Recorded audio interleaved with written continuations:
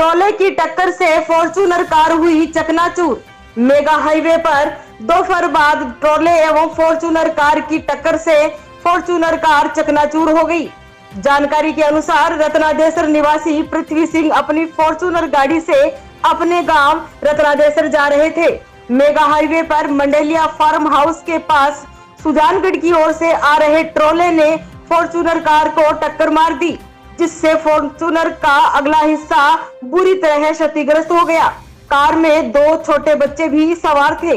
गनीमत यह रही कि हादसे में कोई जनहानि नहीं हुई। सूचना पर हाईवे पुलिस तुरंत मौके पर पहुंची और ट्रोले को चालक सहित पकड़कर थाने ले आई। पुलिस ने ट्रोला चालक के खिलाफ संबंधित धाराओं में मामला दर्ज कर लिया है। थाने से ऐसा डिटेल में होता है कि हाईवे के ऊपर एक्सीडेंट हो गया है जी। तो मौके पर पहुंच के देखा तो स्कॉर्पियो गाड़ी के ट्रोले से टक्कर मारी थी जी। उसको ट्रोले के थाने भिजवा दिया जी। गाड़ी मौके पर खड़ी उसको ले गया। इधर से आ रहे थे एक गाड़ी और ये इधर ही थी ओवरटेक के अंदर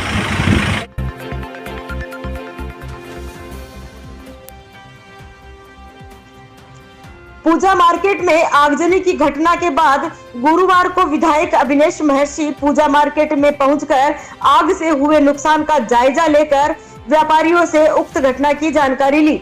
आगजनी की घटना को लेकर व्यापारियों ने बताया कि पूजा मार्केट में 11 केवी की विद्युत लाइन मार्केट के ऊपर से गुजरने से जनहानि के साथ साथ आर्थिक नुकसान होने के भी लंबे समय से आशंका बनी हुई है। इसी कारण व्यापारी कमल राकावत को आगजनी से आर्थिक नुकसान उठाना पड़ा है।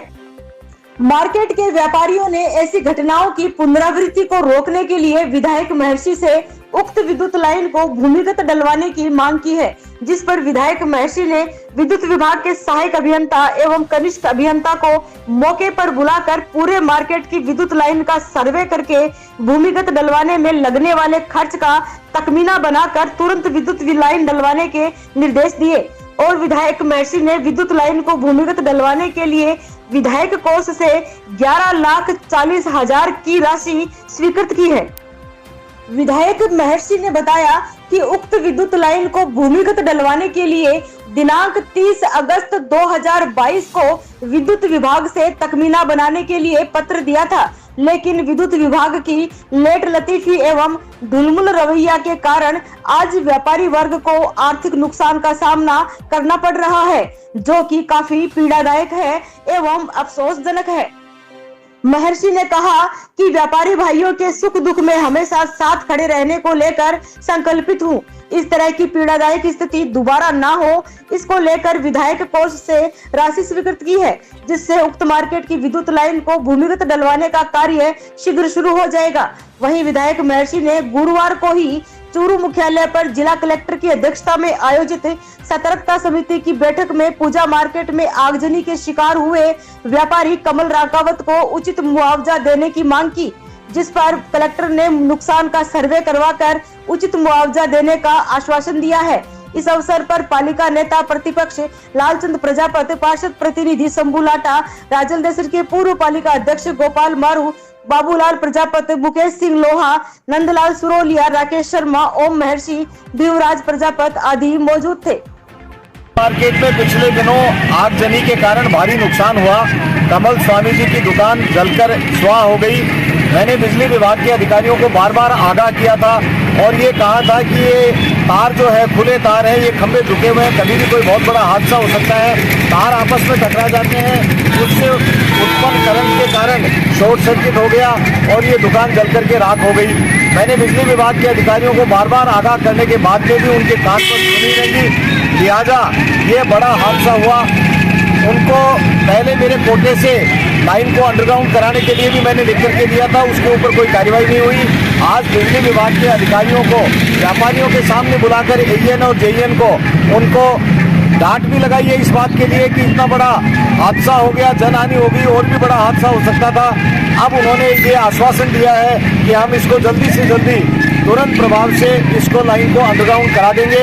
मैंने इन लाइनों को अंडरग्राउंड कराने के लिए मेरे विधायक कोटे से जितना भी पैसा लगे वो कोटा देना स्वीकार करके और उनको लिखा है कि तुरंत प्रभाव से तखजीना बना करके और कोटा में जारी कर दूंगा, उसके बाद में ये तुरंत प्रभाव से कर देंगे। यही बात कही। यदि ये काम नहीं होगा या इसके अंदर डिले होगी तो बिजली विभाग के अधिकारियों को भी नहीं बख्शा जाएगा।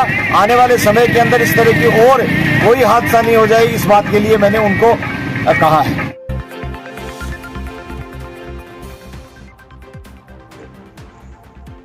राज्य स्तरीय भामाशाह सम्मान समारोह में शिक्षा भूषण सम्मान प्राप्त समाज सेवी जोधराज बेद एवं जिला स्तर पर भामाशाह प्रेरक पुरस्कार से सम्मानित अमिता बेद का बुधवार शाम तेरापंथ भवन में नगर की 41 संस्थाओं द्वारा अभिनंदन किया गया।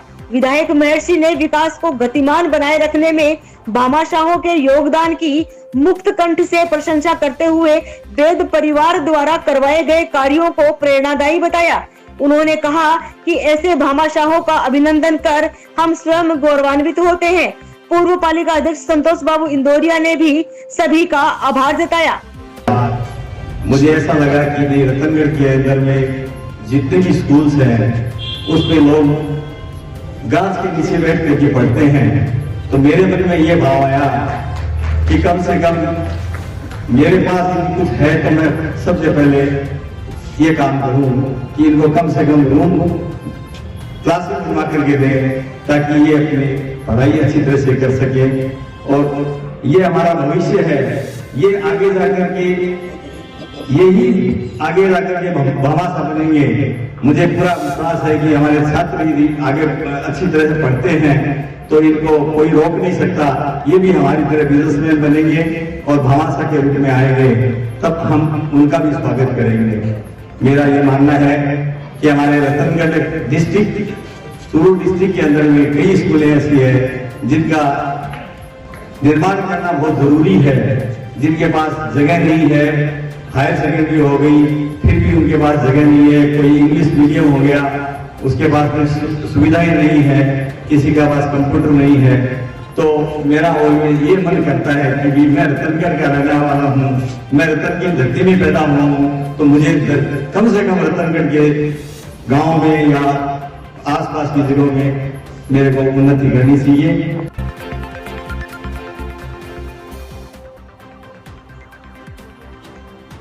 तहसील की एक नाबालिगा ने गांव के ही एक युवक पर मारपीट एवं लज्जाभंग करने का मामला गुरुवार को पुलिस में दर्ज करवाया है। नाबालिगा ने पुलिस को दी रिपोर्ट में उल्लेख किया है कि 18 तारीख को वह खेत में कृषि कार्य कर रही थी और परिजन किसी काम से बाहर गए हुए थे। इस दौरान खेत में गांव का ही धनराज उर्फ गौरीशंकर आया और खेत में चल रही सांड को पीटने लगा। मैंने जब उसको रोकने की कोशिश की तो मेरे साथ मारपीट की और मेरे कपड़े फाड़ दिए और किसी को बताने पर दुष्कर्म की धमकी दी। पुलिस ने मामला दर्ज कर लिया है। जांच सीआई सुभाष बिजारनिया कर रहे हैं। डेंगू की रोकथाम के लिए नगर पालिका की ओर से गुरुवार को वार्ड संख्या 35 में फॉगिंग का कार्य करवाया गया, जिसमें पार्षद प्रतिनिधि दिनेश प्रजापत, हेमंत प्रजापत ने सहयोग किया।